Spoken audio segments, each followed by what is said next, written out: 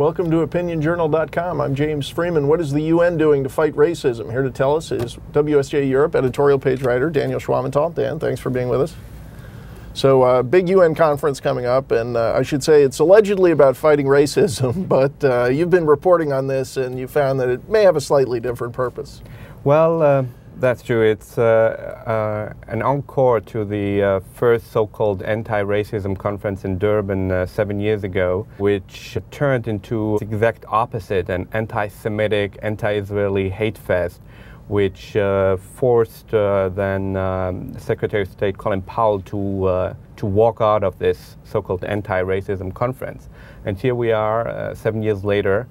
The follow-up conference is scheduled to take place in April in Geneva, but other than the venue, nothing much has changed. Again, it will single out Israel as the worst human rights violator on this earth. Its policies are suggested to be amount to genocide, apartheid, etc.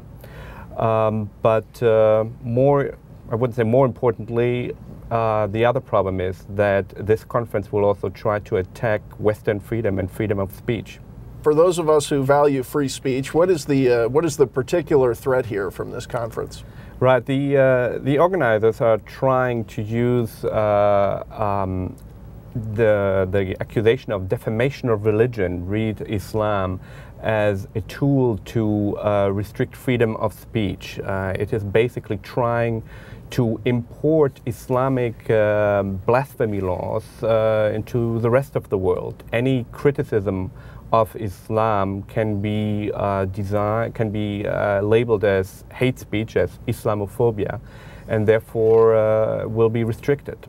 Yikes! And we should point out that this view of the conference, it wasn't just the U.S. that on the first go-round said we don't want to participate. Looking at this next one, the Prime Minister of Canada has called it a hate fest. He says he's not going.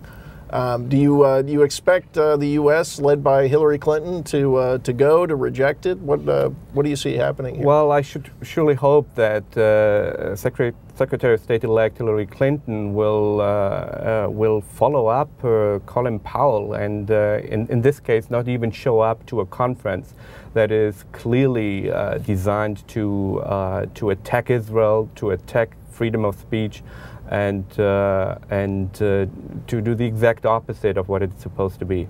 Thanks, Daniel. Thanks for having me. And thanks to you for OpinionJournal.com. I'm James Freeman.